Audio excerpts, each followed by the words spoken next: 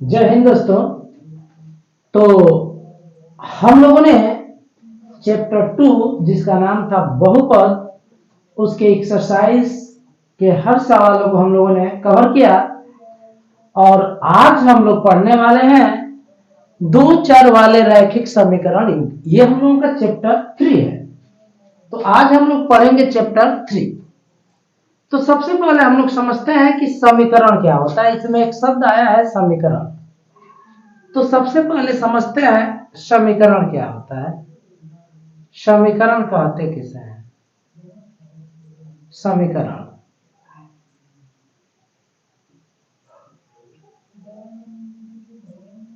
Equation, equation किसे कहते हैं? तो चर और अचर राशियों में यदि चर और अचर राशियों के बीच जो संबंध है, उस संबंध को हम समता सूचक चिन्ह द्वारा, इस चिन्ह को हम लोग बोलते हैं समता सूचक चिन्ह, यानी कि साइन ऑफ इक्वलिटी, समता सूचक चिन्ह, या हम क्या बोलते हैं? साइन ऑफ इक्वलिटी बोलते हैं, साइन ऑफ इक्वलिटी। तो चर और अचर राशियों के बीच के संबंध को जब हम समता सूचक चिन्ह द्वारा प्रदर्शित कर देते हैं तो उसे हम लोग क्या कहते हैं? समीकरण कहते हैं। जब चर और अचर राशियों के बीच के संबंध को, राशियों के बीच के संबंध को समता सूचक चिन्ह, समता सूचक चिन्ह द्वारा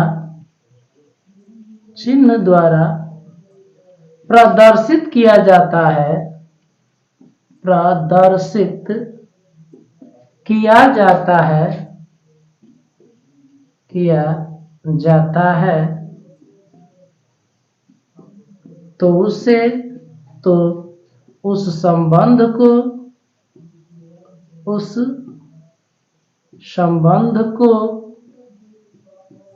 समीकरण कहते हैं, समीकरण कहते हैं।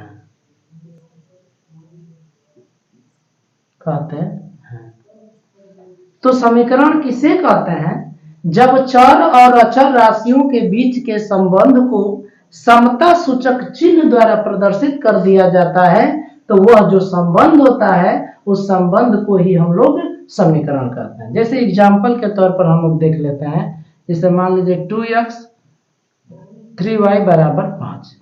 ये अचर, ये चर, ये अचर, ये चर और ये अचर, इनके बीच में जो रिलेशन है, जो संबंध है, उस संबंध को हम लोगों ने किसके द्वारा प्रदर्शित किया है? साइन ऑफ इक्वलिटी के द्वारा प्रदर्शित किया है, समता सूचक चिन्ह द्वारा प्रदर्शित किया है। तो यह जो संबंध है, इस संबंध को ही हम लोग क्या कहते हैं? समीकरण कहते हैं। लेकिन यह समीकरण नहीं है, क्योंकि चर और अचर राशियों के बीच के संबंध को हम साइन ऑफ इक्वलिटी द्वारा प्रदर्शित नहीं किए हैं, तो इसे हम लोग असमीकरण बोलते हैं, असमीकरण या असमीका बोलते हैं, असमीका। इन इक्वेशन या इनइक्वलिटी बोला जाता है। तो जब चर और अचर राशियों के बीच के संबंध को हम समता सूचक चिन्ह द्वारा प्रदर्शित कर दें, तो वह जो संबंध है, चर और अचर राशियों के बीच जो संबंध है, उस संबंध को ही हम लोग क्या कहते हैं? समीकरण का नाम देते हैं। उसे हम लोग समीकरण कहते हैं। अब हम लोग पढ़ते हैं समीकरण के प्रकार।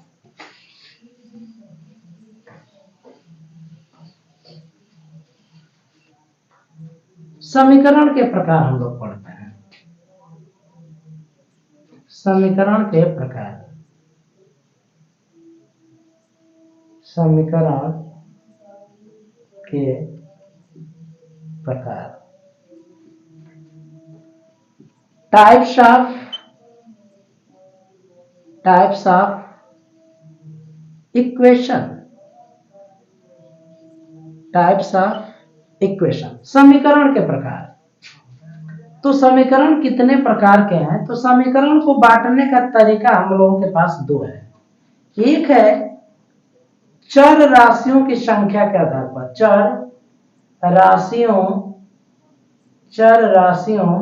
की संख्या के आधार पर, चर राशियों की संख्या के आधार पर। एक तरीका हम लोगों का ये है। दूसरा तरीका क्या है? दूसरा तरीका है चर राशियों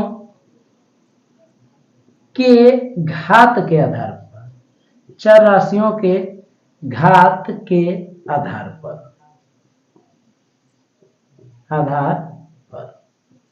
तो समीकरण को बांटने का तरीका हम लोगों के पास है दो। पहला तरीका है हम लोगों का चर राशियों की संख्या के आधार पर, दूसरा तरीका है चर राशियों के घात के आधार पर। तो सबसे पहले हम लोग पढ़ते हैं कि चर राशियों की संख्या के आधार पर समीकरण कितने प्रकार के होते हैं। तो पहला हो जाएगा एक चर में समीकरण, एक चर में समीकरण, एक चर में समीकरण। दूसरा हो जाएगा दो चर में समीकरण, दूसरा हो जाएगा दो चर में समीकरण,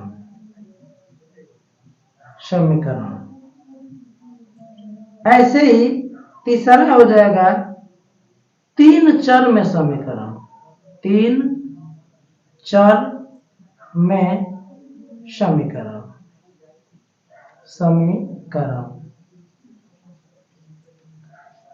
तो चर राशियों की संख्या के आधार पर एक चर में समीकरण हो जाएगा, दो चर में समीकरण हो जाएगा, तीन चर में समीकरण हो जाएगा, चार चर में समीकरण हो जाएगा, ऐसे ही आगे बढ़ते जाएगा।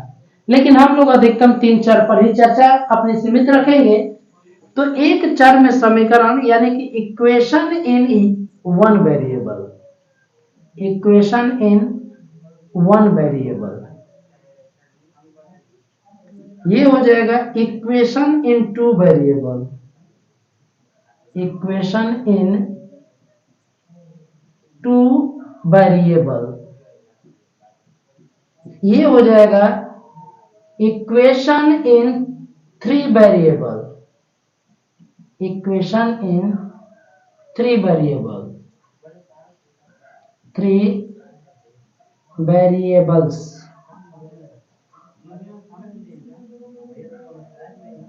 चलिए, एक चर में समीकरण का मतलब ये होता है ऐसा समीकरण जिसमें चर राशियों की संख्या क्या हो? एक हो, उसे हम क्या कहते हैं? एक चर में समीकरण कहते हैं। ये हो जाएगा ऐसा समीकरण, ऐसा समीकरण जिसमें एक चर राशि हो, एक चर राशि हो, एक चर राशि हो, एक चर राशि हो, उसे एक चर में समीकरण बोलते हैं। एक चर में समीकरण कहते हैं, एक चर में समीकरण कहते हैं। तो एक चर में समीकरण किसे कहते हैं? ऐसा समीकरण जिसमें एक चर राशि हो उसे क्या कहेंगे? एक चर में समीकरण कहेंगे। जैसे एग्जांपल के तौर पर आप देख सकते हैं x square plus x plus 1 बराबर 0। यहाँ पर केवल x है तो यह x एक चर में समीकरण है। वैसे ही x square plus x minus 1 बराबर 0, एक्स प्लस 2 बराबर 5, ये जो भी मैं समीकरण लिखा हूं इसमें केवल एक ही चर राशि है तो यह क्या है? एक चर में समीकरण है। दो चर में समीकरण का मतलब क्या है? ऐसा समीकरण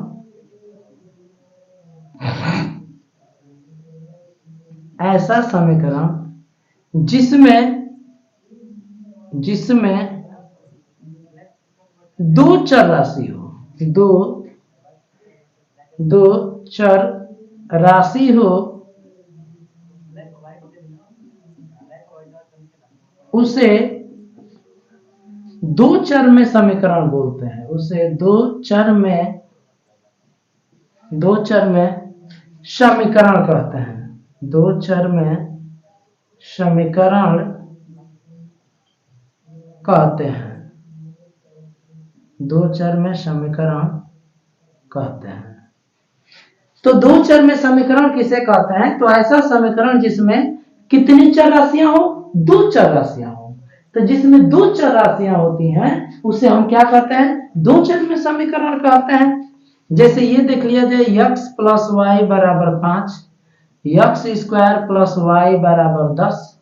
ये आप देख रहे हैं समीकरण, इसमें दो चर राशियां हैं। तो इस तरह के समीकरण को हम लोग क्या बोलते हैं? दो चर में समीकरण बोलते हैं। वैसे ही तीन चर में समीकरण का मतलब ये हुआ, ऐसा समीकरण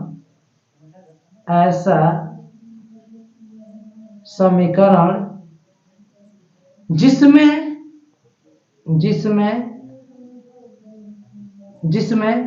तीन चर हो। तो जिस समीकरण में ऐसा समीकरण जिसमें तीन चर हो, तीन चर राशियां हो, तीन चर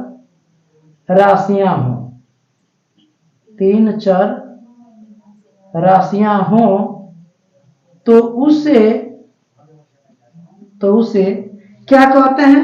तीन चर में समीकरण कहते हैं। उसे तीन चर में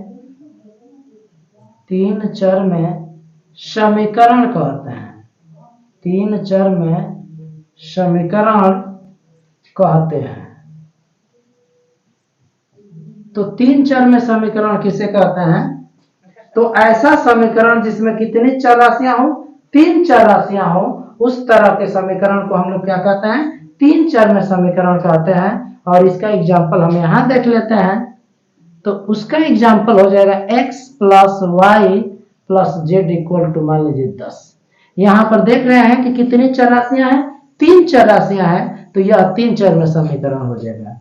वैसे ही x square plus y square plus z square बराबर 5 स्क्वायर, ये भी क्या ऐसा समीकरण है? तो यह भी तीन चर में समीकरण है, क्योंकि उसमें राशियों की संख्या कितनी है? तीन है। तो हम लोगों ने पढ़ा समीकरण के प्रकार चर राशियों की संख्या के आधार पर। तो आप चाहेंगे तो इसका स्क्रीनशॉट ले सकते हैं, ये परिभाषाएं हैं। अब हम लोग पढ़ेंगे चर राशियों की घात के आधार पर समीकरण के प्रकार। ये हम लोग पढ़ेंगे कि चर राशियों की घात के आधार पर समीकरण कितने प्रकार के होते हैं।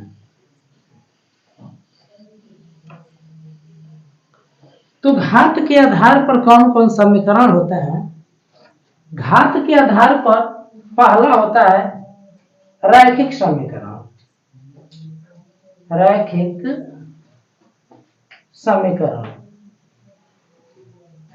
समीकरण। दूसरा होता है द्विघाती समीकरण। द्विघातीय समीकरण।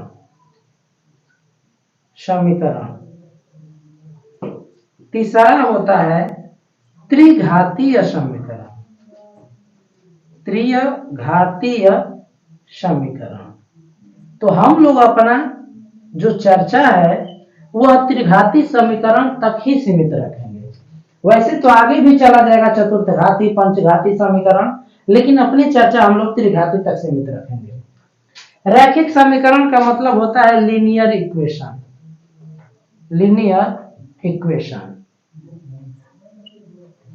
द्विघाती समीकरण किसे कहेंगे? Quadratic equation.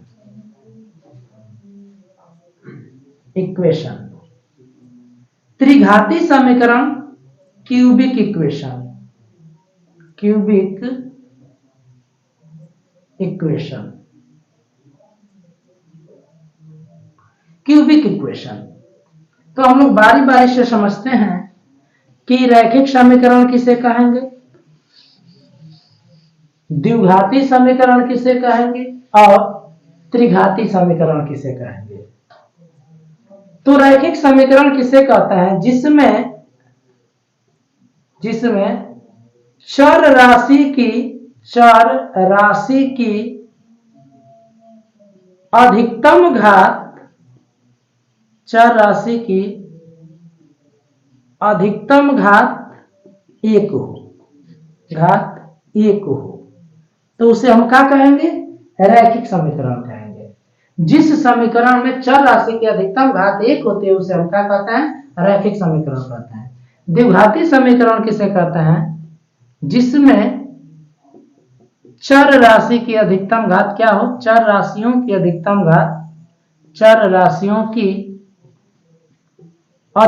घात दो हो, चर राशियों की अधिकतम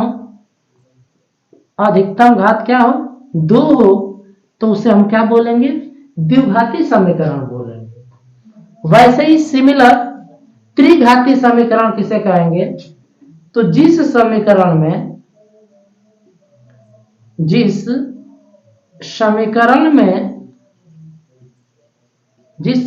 में चर राशियों की अधिकतम घात क्या हो, तीन हो, चर राशियों की अधिकतम घात क्या हो, चर राशियों की अधिकतम घात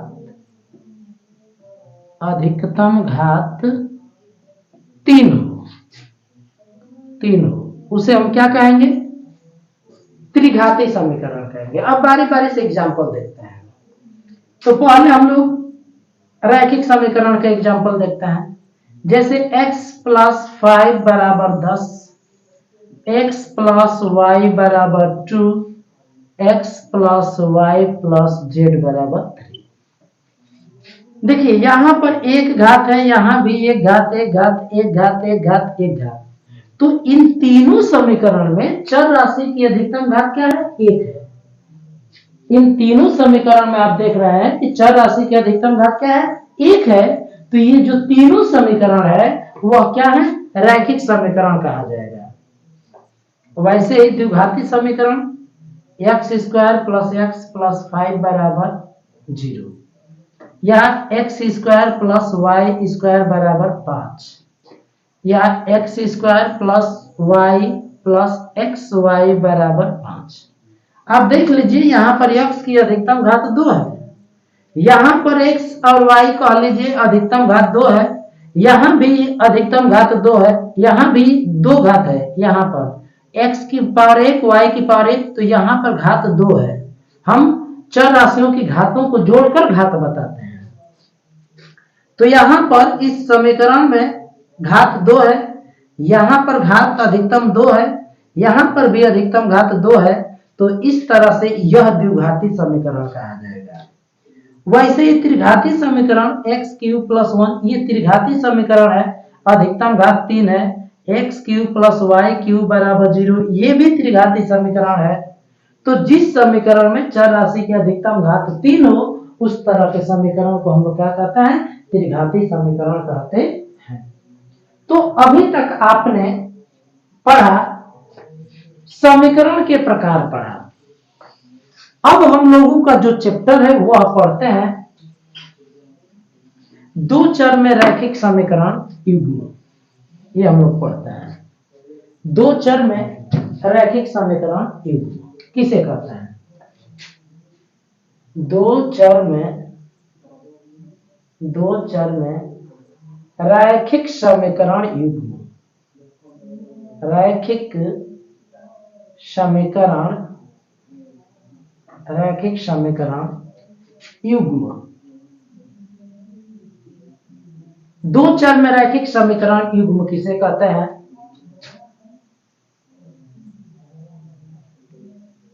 pair of linear equations in two variables, in two variables.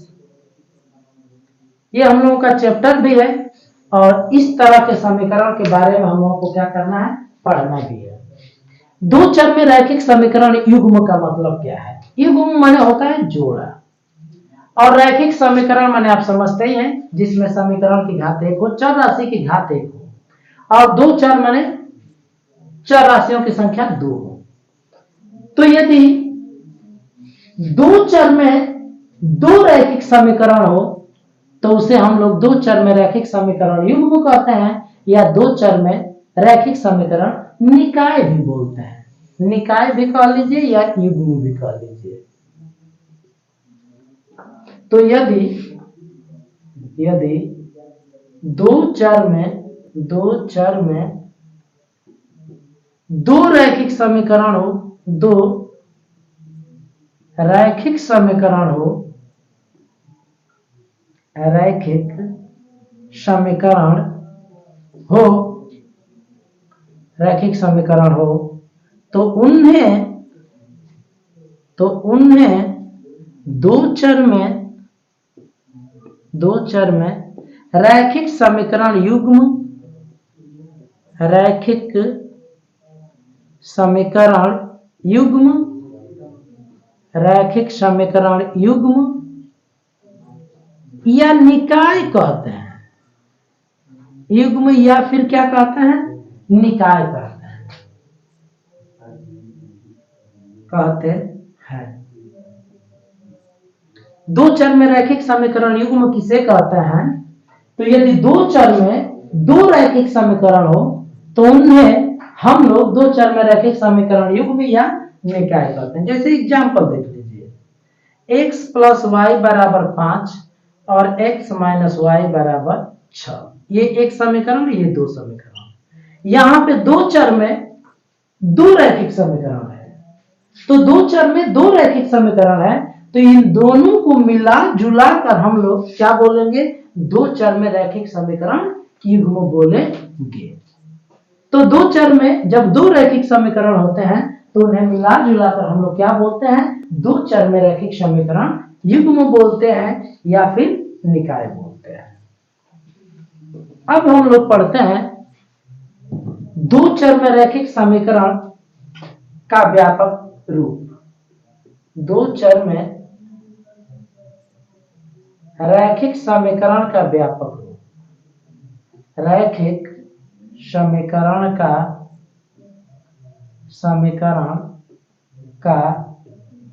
व्यापक रूप।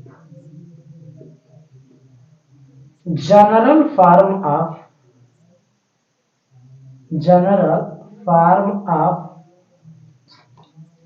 लीनियर इक्वेशंस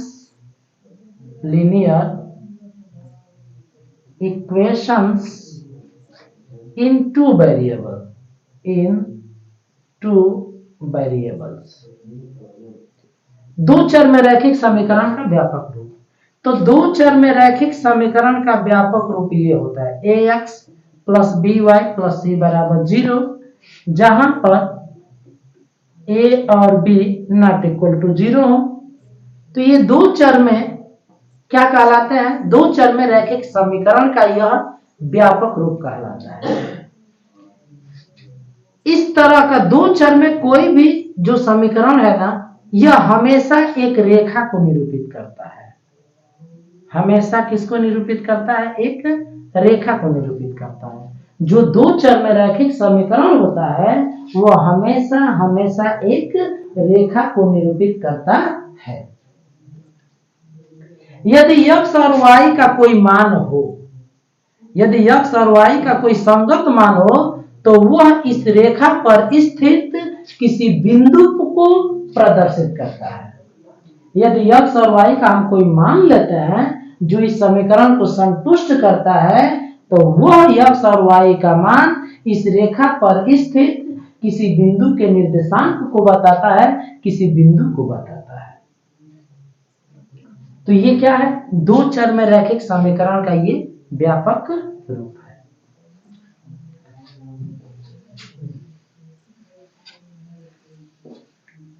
अब हम लोग पढ़ते हैं दो चर में रैखिक समीकरण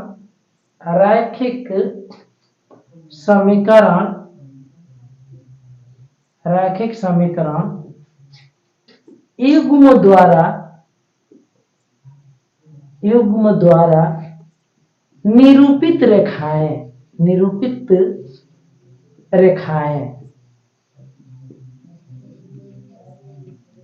दो चर में रैखिक समीकरण युग्म द्वारा निरूपित रेखाएं। अभी हम लोगों ने पढ़ा है कि जो दो चर में रैखिक समीकरण होता है वह एक रेखा को रिप्रेजेंट करता है, रेखा को प्रदर्शित करता है। तो यदि यहां पर दो चर में दो रैखिक समीकरण हो, जैसे a1x plus b1y plus c1 बराबर 0, यहां पर क्या है, एक समीकरण ये हो गया a2x plus b2y plus c2 बराबर 0, ये दूसरा समीकरण हो गया। ये दो चर में रैखिक समीकरण युग्म कह लीजिए या निकाय कह लीजिए। अब ये दोनों मिलाकर क्या प्रदर्शित करेंगे, कैसी रेखाएं प्रदर्शित करेंगे?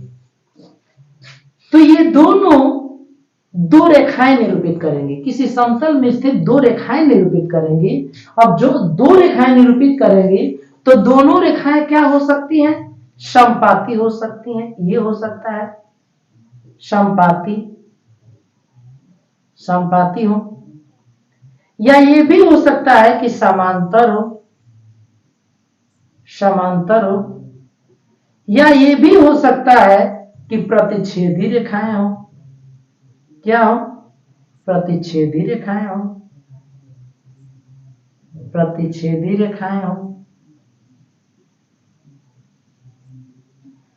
तो जब समपाती रेखाएं होती हैं तो कंडीशन क्या होती है, कंडीशन होता है a1/a2 बराबर b1/b2 बराबर c1/c2। अब जब a1/a2 b1/b2 और c1/c2 होता है तो दोनों रेखाएं समपाती होती हैं और उस रैखिक समीकरण युग्म का अनंततः अनेक हल होता है, अनंततः अनेक हल होता है, अनेक हल होता है, अनेक हल होता है। समांतर कब होती हैं, जब a1/a2 बराबर b1/b2 और बराबर नहीं हो c1/c2 के, तब ये दोनों रेखाएं जो होती हैं ये समांतर होती हैं और इस दशा में कोई हल नहीं होता है, कोई हल नहीं होता है, कोई हल नहीं होता है।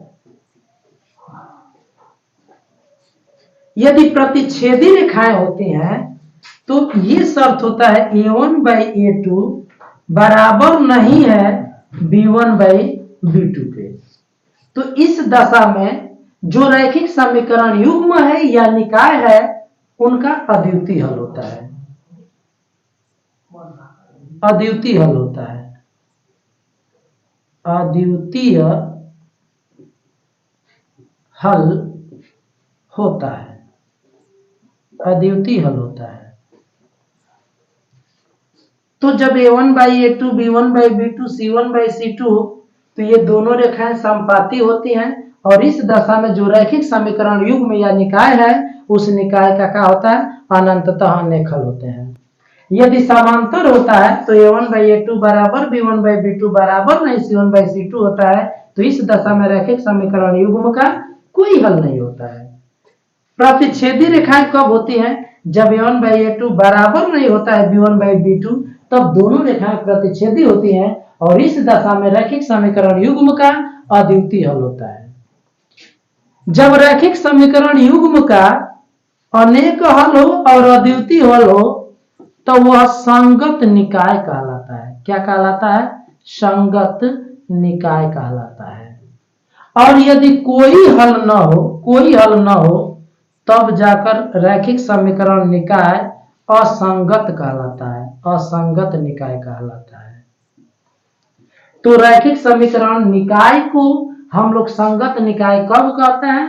जब रैखिक समीकरण निकाय का या तो अनंत हल हो या अद्वितीय हल हो तो उस निकाय को हम संगत निकाय कहते हैं। और यदि किसी दो चर में रैखिक समीकरण निकाय का कोई हल नहीं हो तो उस दशा में हम उसे असंगत निकाय कहते हैं।